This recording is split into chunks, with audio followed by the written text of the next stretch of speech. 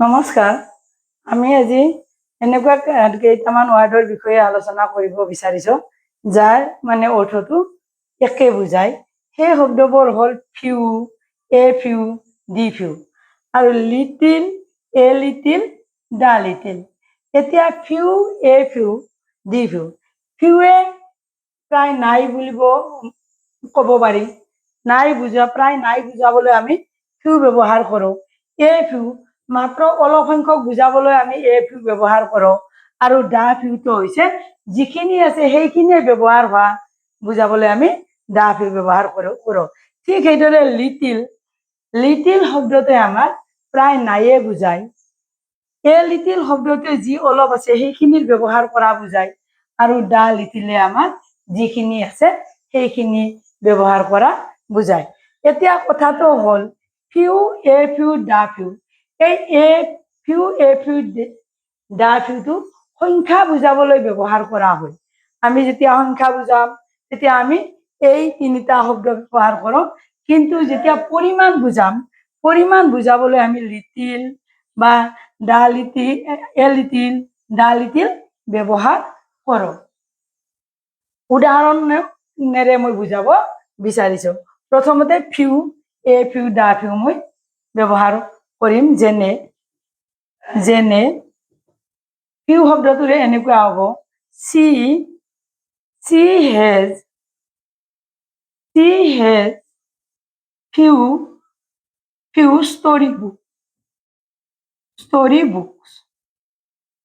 books. তাৰ প্ৰায় নাইয়ে, ষ্টৰী বুক মানে গল্প কিতাপ তাইৰ নাই বুলিয়ে ক'ব পাৰি। ষ্টৰী বুকছ ইয়াতো আমাৰ সংখ্যা বুজাইছো। ঠিক সেইদৰে আমাৰ এই ফিউটোৰ ক্ষেত্ৰত এনেকুৱা ব্যৱহাৰ কৰিব পাৰোঁ। She has a few story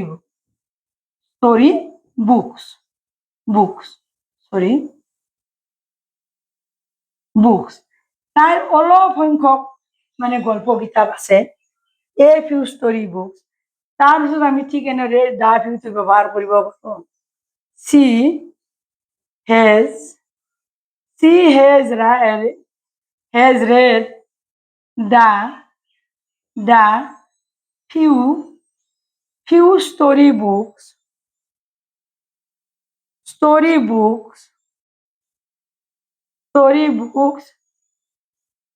book of the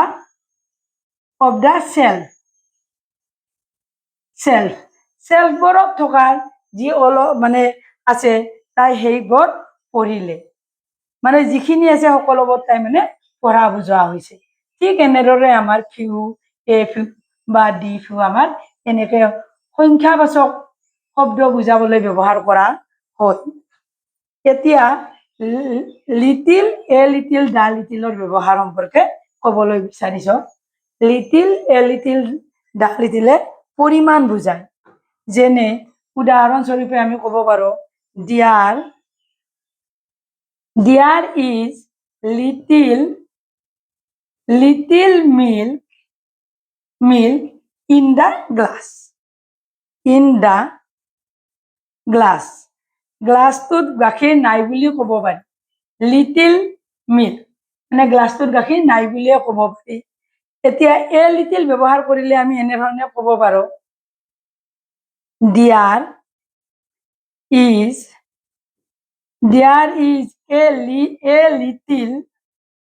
a little milk in the mug. দাঁতো লেখা নাই। ইন দা মগটোত অলপ পৰিমাণৰ গাখীৰ আছে, এ লিটিল। ঠিক সেইদৰে আমি দা লিটিলটো আমি ইউজ এনেধৰণে কৰিব পাৰোঁ। Give the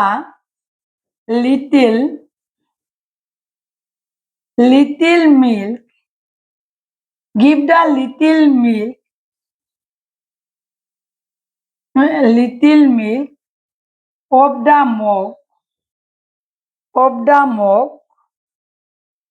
mug to the cat. মানে মগটোত যি অলপ পৰিমাণৰ গাখীৰ আছিল সেইখিনি মেকুৰীটোক দিয়া। ঠিক এনেধৰণে আমাৰ a few few a few the few সংখ্যাবাচক আৰু লিটিল এ লিটিল দা লিটিলে পৰিমাণ বাচক মানে ৱাৰ্ড মানে সংখ্যা ইহৰ লগত ব্যৱহাৰ কৰা হয়।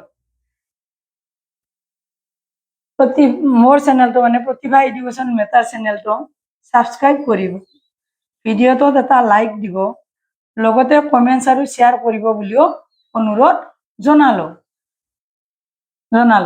আজি আমি আলোচনা কৰিলোঁ few a few the few, little a little the little. আমাৰ মানে ফিউ লিটিলে প্ৰায় নোহোৱা বুজায়, এ ফিউ বা এ লিটিলে অলপ পৰিমাণ অলপ বুজায়, আৰু দা ফিউ বা দা লিটিলে যি অলপ আছে সেইখিনি আটাইখিনিকে বুজায়। কিন্তু few a few the few সংখ্যাবাচক মানে নাউনৰ লগত ব্যৱহাৰ হয়, আৰু little a little the little পৰিমাণবাচক মানে নাউনৰ লগত ব্যৱহাৰ কৰা হয়। আজিলৈ ইমানে, নমস্কাৰ।